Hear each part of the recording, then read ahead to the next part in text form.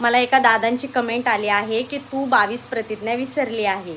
तर मी 22 प्रतिज्ञा विसरले नाही, कारण बुद्धांच्या जातीत माझा जन्म झाला आहे आणि मी बुद्ध म्हणूनच मरणार आहे बरं का. आणि दुसरी गोष्ट, ज्या ठिकाणी मी राहते ना तिथे हर धर्माचे लोक राहतात, प्रत्येक धर्माचे लोक राहतात. तर तुम्ही प्लीज असा गैरसमज करून घेऊ नका, आणि होत असेल तर तो तुमचा प्रॉब्लेम आहे.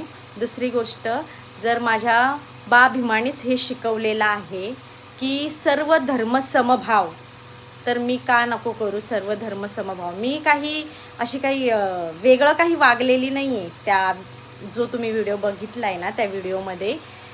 कारण तो व्हिडिओ माझ्या आईच्या घरचा आहे आणि तिथे ती सोसायटी आहे. त्या हर सोसायटीमध्ये कसं असतं माहिती का, प्रत्येक जातीचे लोक असतात. आता हे आपण चाळीमध्ये राहणाऱ्यांना माहिती नसतं. पहिली गोष्ट, मला पण हे माहिती नव्हतं, कारण आपल्या चाळीमध्ये सगळे एकच जातीचे, आमच्या जर चाळीमध्ये ना आहेत, पण सगळ्यात जास्त जर असेल तर सगळे जेबीमवालेच आहेत, कळलं का.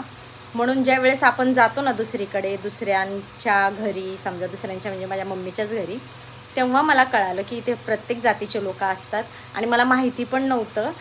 पण आणि त्यांनी मला गिफ्ट पण दिलं होतं, ते पण मी शेअर केलं होतं. तो पण व्हिडिओ तुम्ही बघून या आणि नंतर कमेंट करा, कळलं का.